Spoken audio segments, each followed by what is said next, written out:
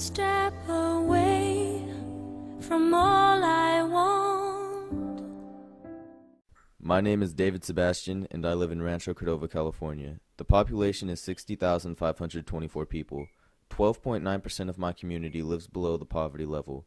That is 3 to 4% higher than the national average.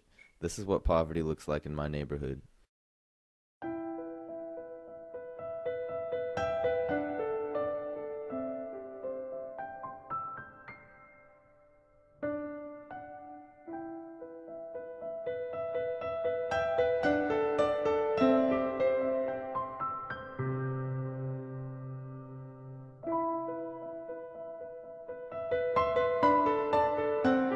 Lost his job, so I can't find a job. To relocate my areas 4 or 5 times. Stats say 7 of 10 Americans are hurting. Okay, so it's the second Great Depression, and through propaganda, through our media, they're not telling the truth. The economy has dropped in the last few years. And if you haven't had a job within the last 5 years, you haven't been able to keep a steady job, it's hard to find one now, even with a degree or even have a high school diploma or what. Upset about it. part of us. I'm on food stamps and can't get a job, and my son. Hopefully, hoping something will change.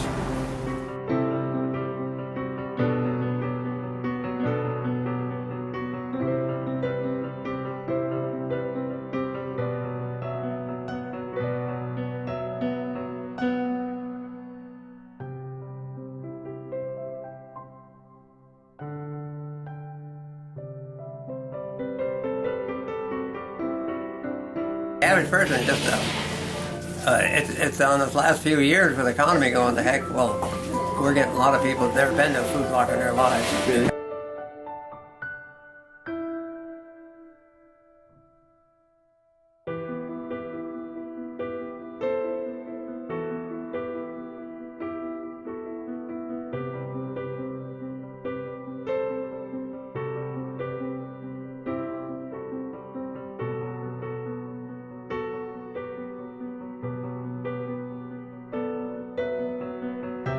We give them a 3-day supply every 30 days. It's emergency food only.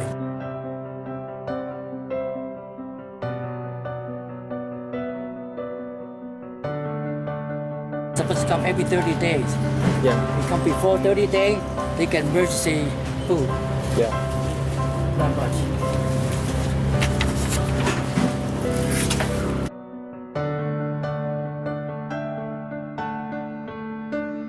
Yeah. How does that make you feel? Well, I just wish we had more we could get.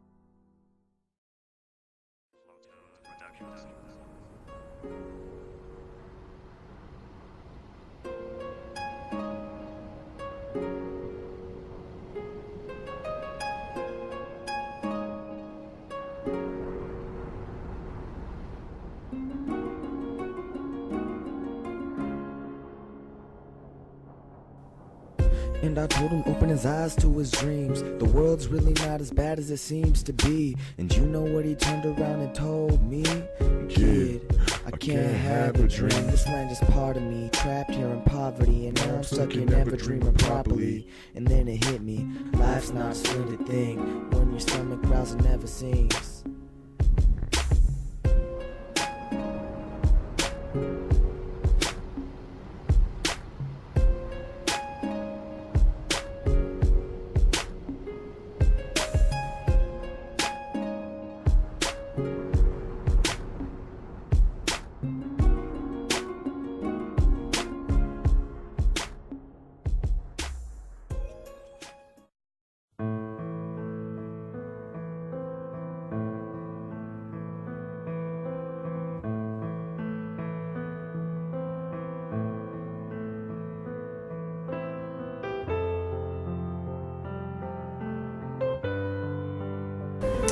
The Learning Express program is actually a euphemism for homeless outreach.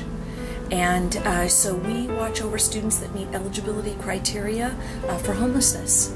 So we've gone from having less than 200 kids less than 12 years ago to having last year identified 1,314 students that met eligibility criteria.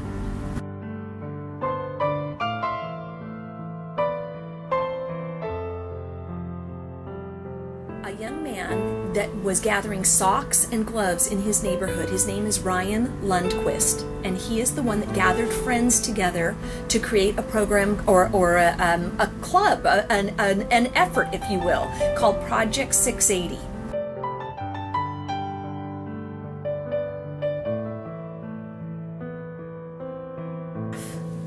He was wearing shoes that were 2 sizes too small. The bottom line, that is what launched the shoe event. And ever since then, this will be our 9th year of conducting the shoe event. Now we have school family members, community members, and through Ryan Lundquist and his friends through Project 680, we have many people from churches and philanthropic organizations that provide gift cards so that these kids who have high needs can get a new pair of shoes that will not have problems during the winter.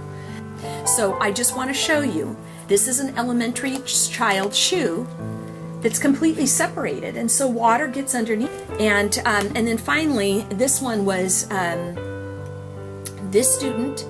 In fact, I can't even say anymore. This student was a very prominent student. What I didn't understand is that he said, "Oh, it's because of my shoes." So when he took his shoe, I said, "Well, let me see what you're talking about." You can see I can put my fingers right through. So that's what he was coming to school every day in. I can't even imagine how uncomfortable that was. Schools can take care of transportation when kids are homeless. They can put a student on free lunch immediately.